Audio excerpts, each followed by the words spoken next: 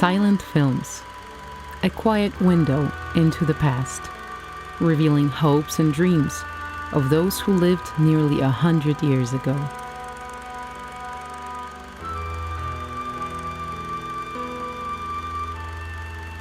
Frame by frame, faithfully building the foundation of what we call the movies.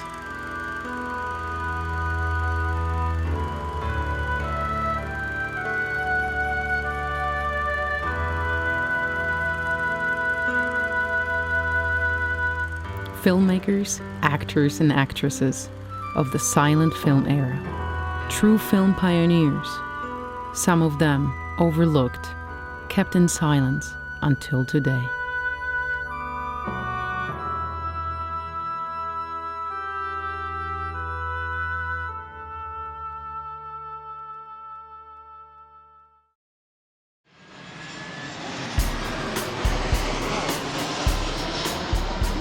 Join me, a European filmmaker coming to Los Angeles on a quest for America's forgotten silent film pioneers. Here in Hollywood, since the days of silent film, cameras have captured images, then projected them larger than life. Actors' faces became familiar and their names well known. Through the generations, many fine actors are still remembered and their images preserved. Many are, but not all. Some of the best actors are still missing from our pantheon. Some silent film stars who had brilliant careers and who deserve to be commemorated aren't. Here in Los Angeles, there are a few people who are trying to change that, and we're going to meet them. I begin my journey here at the heart of Hollywood Boulevard, where 2,500 names are embedded in the Walk of Fame, honoring actors who thrilled their fans and influenced the art of film. Among them, luminaries of silent film like Mary Pickford, Charlie Chaplin, Buster Keaton, Douglas Fairbanks. But some others from the silent era did not get their due. Nestled along the Walk of Fame is the TCL Chinese Theater, home to many prestigious premieres and even some Oscar ceremonies. Within its spectacular interior, we meet with Alex Staykov, founder and the president of Silent Hall of Fame, a non-profit organization which has been an ambassador of those overlooked silent film stars. What inspired Mr. Staykov to create Silent Hall of Fame, and what is its primary focus? I discovered one particular silent star. Her name is Marceline Day. She supported Buster Keaton in the great romantic comedy, The Cameraman. I took a very keen interest in researching her other silent films and her legacy. I discovered that she had a very illustrious career in the 1920s, and after that I was shocked to find out that she does not have a star on the Hollywood Walk of Fame.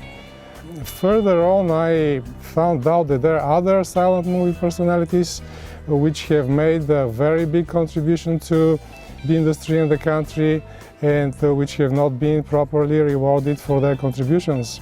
So the primary mission of Silent Hall of Fame is to bring into the public discourse the names and the legacy of these overlooked silent pioneers, including in the future placing their stars on the Hollywood Walk of Fame.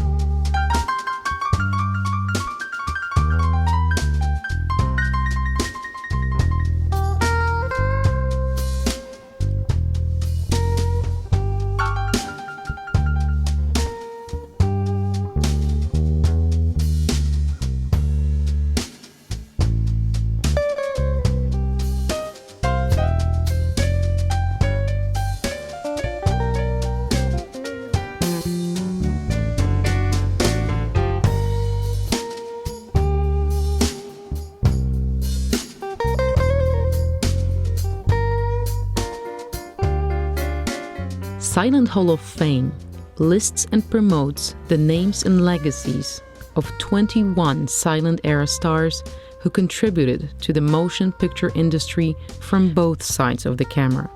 including actors, actresses, film directors, and camera operators.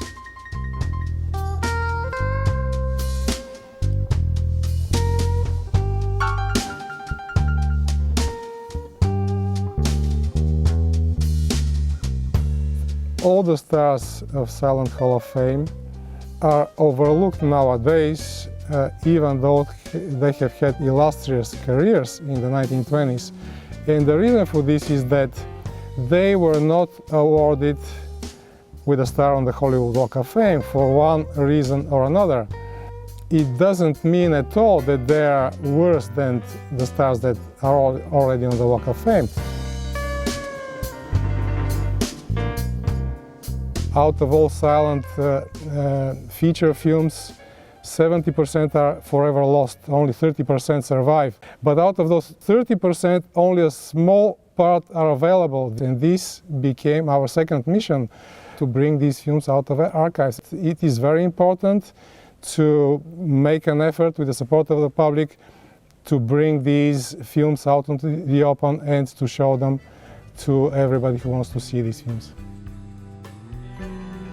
The star-worthy artists, identified by Silent Hall of Fame, all had passion for their work. But the commitment of the stuntmen is especially striking. They truly risked their lives to get the shot. Award-winning stunt specialist Gary Kent evaluates their work. They were the start of making magic happen on the big screen.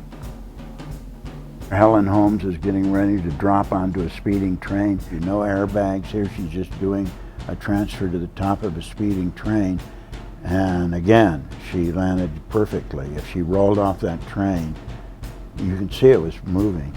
If she rolled off that train, it would have been a bad scene. But she didn't. And she went on to become a famous movie stuntwoman. This is Helen Gibson, one of the first silent film stars, one of the first movie stuntwomen. Here she's doing what we call a ride and rescue, or transfer from one moving object to another at speed. The audience clamored for action, just like they do today. And so they provided the action, and they got the skills they needed to do that by what they did off camera. The rehearsing and all the work that goes into making a stunt work. Nell Shipman was from Canada, and she was an expert with animals. She sort of set the standard for working with animals. We didn't have any real animal wranglers. The stunt woman had to know what she was doing, and she did. This is Jack Hoxsey we're seeing now, and he was sort of discovered by Hoot Gibson and the boys. He worked as an extra on a film, and he was so handy and so agile, they talked him into becoming a stuntman. You can see now he's going to do this high wire walk, and if he fell, there's nothing down here to catch him. That's just pure guts and agility.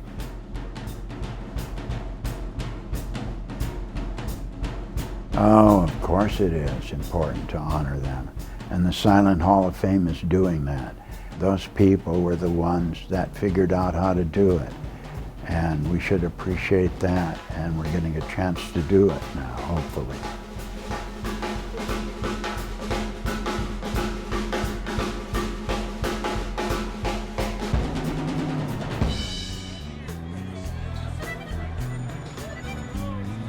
Perhaps the Hollywood Walk of Fame will someday add more names of the earliest achievers in the industry. The contributions of those silent film artists are being revealed by the restoration and release of old footage. More information about the silent film era can be found at the Hollywood Heritage Museum, which is located just off Hollywood Boulevard.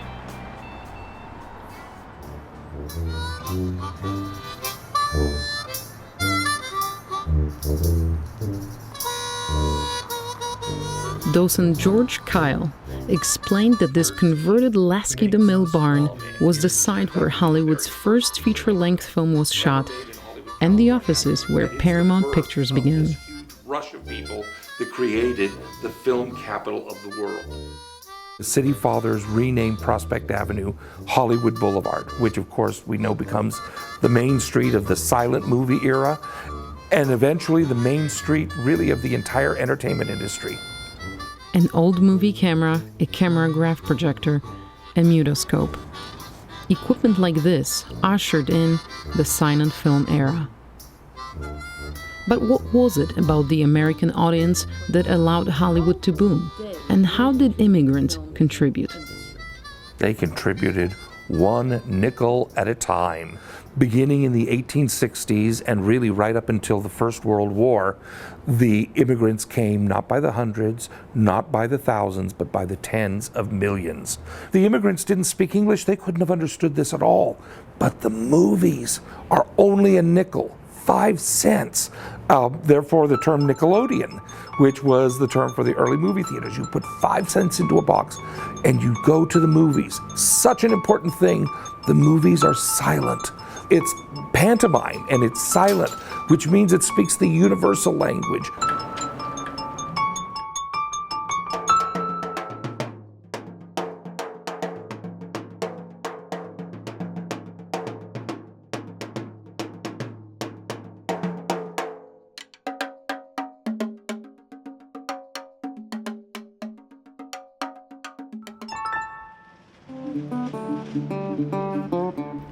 What began with nickels has become a billion-dollar industry. Further down the boulevard, there's Hollywood's oldest restaurant, built in 1919. It's the Musso and Frank Grill, a favorite of actors and directors since the start. What a great place to meet documentary filmmaker Hugh Neely. He has first-hand experience accessing both European and American archives and understands the challenges of restoration. I think the Silent Hall of Fame will bring back a large number of actors who deserve a recognition that over the years has been lost, in many cases because their images were lost to us and we weren't able to see them for a long time. What they did has a truth to it, and these are real actors. If you look at them, if you understand this art of sort of pantomime that the silent film created, it's almost more of an art than what we have today. So screenings are an important part of that. Getting the word out is an important part of that. Putting things out on the internet is an important part of that. It all serves to let people know what we have available. The important thing is that they be presented, then they be presented well. You know, if all you see is a dirty old beat up copy that wasn't very good, it wasn't well preserved or wasn't well restored, what are you going to make of it? You'll lose the magic that's inside there. The film archives create the best copies possible. And when you put together the films that are stored in the film archives with the presentations, both in the archives themselves and through a place like the Silent Hall of Fame, you'll be able to see them for the first time. And you'll understand what makes them special. Understand what makes them special. Let's take a look. Through its website, Silent Hall of Fame provides information about some unheralded individuals who are particularly deserving of recognition. Photos and biographies are presented, as well as contemporary reviews of their work. In many cases, their movies are also available for viewing.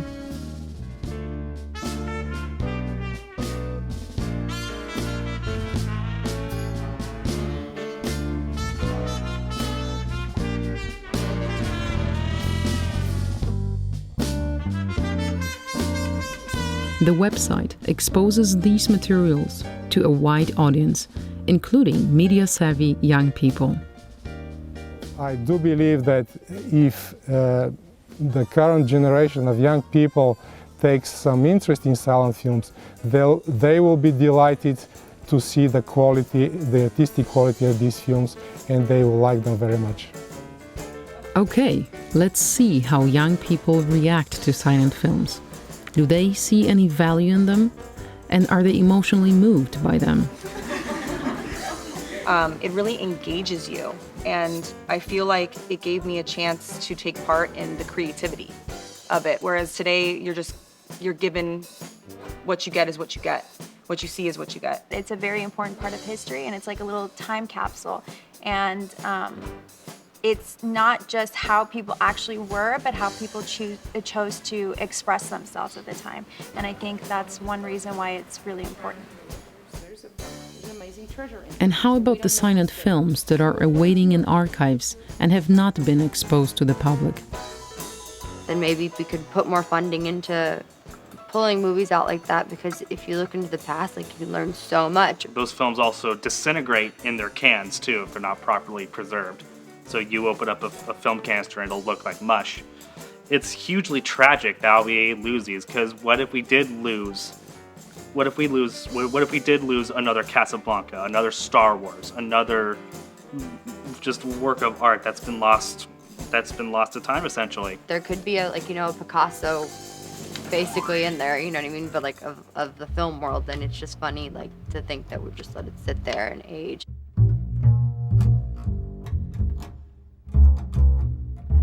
The purpose of preservation of silent films is not to keep them in archives. It is to show them to the public that is interested and that would cherish to see these films, including many descendants of these silent stars, which are very eager to see these films and which have supported the efforts of Silent Hall of Fame to bring out these films from archives around the world. Joining the conversation are Nina and Scott Roberts, the grandchildren of Big Joe Roberts.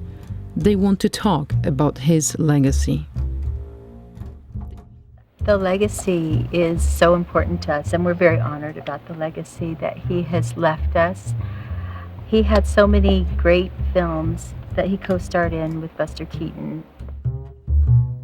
As people become more and more knowledgeable with all the stars, when they make a trek to Hollywood, they want to be able to see that in person, make a connection. If they don't see it, they're not going to have the connection.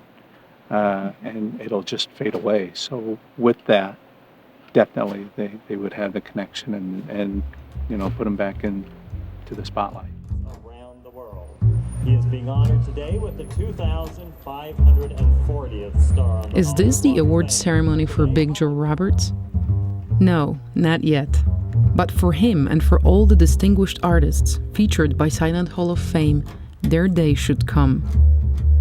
The engraved star represents a tiny patch of immortality, an object for fans to find, a memory that will not fade away. Although Hollywood Boulevard might currently underrepresent silent film artists, the Los Angeles landscape is full of monuments to the era's impact, just like this old building, which was Charlie Chaplin's soundstage. Along with California State University professor Dydia DeLyser in her 1924 Nash, we're off for a short tour of the silent movie era landmarks. If you look at Los Angeles, so much of the city was built in the 1920s. Acting without speaking, essentially, and conveying all the emotion without words, I think is something that we've forgotten, especially at a time when we're now embedded in our phones and stuff like that. So I think it's beautiful to see so much conveyed without speaking. It's interesting to see movies from a time when the now standard forms were not yet fully developed, right? They were changing, they were developing as you watch. It's a lot harder to build a richer history from those lesser known sources. So anytime that you can preserve the so-called lesser known sources, then you're doing a great service to the future.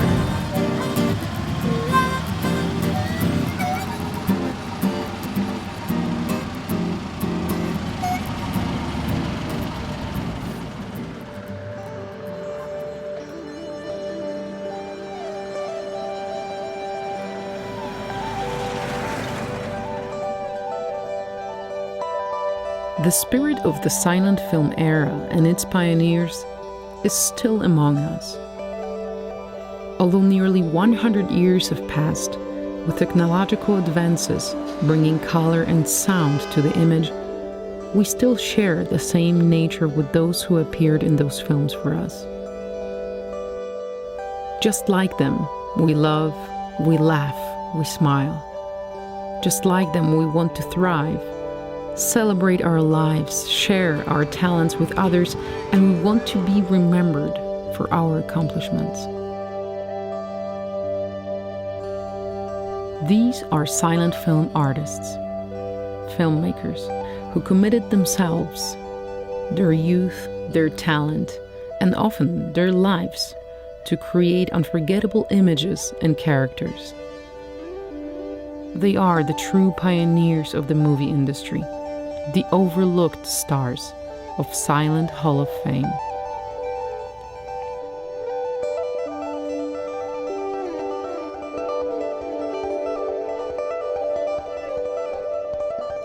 Today, these stars await our voices, here and now, so that the silence is finally broken, and their legacy is brought back into light, and their names are properly honored to never be forgotten again. Here on Hollywood Walk of Fame, I'm honored to get a call from Mr. John Klein, the nephew of the overlooked silent film star Marcelin Day. I've walked that street many, many times and looked at all the great names of actors and directors and producers and technologists. I think it's a wonderful, wonderful recognition of the people who really, you know, especially with silent films, that sort of gave birth to an industry. I think that my aunt's performances are kind of universal, not only from an acting standpoint, but just the delight of seeing a level of communication using facial expressions, and certainly her eyes. It would just be so wonderful and so fitting. And I would just love to be there for that unveiling of my aunt's star.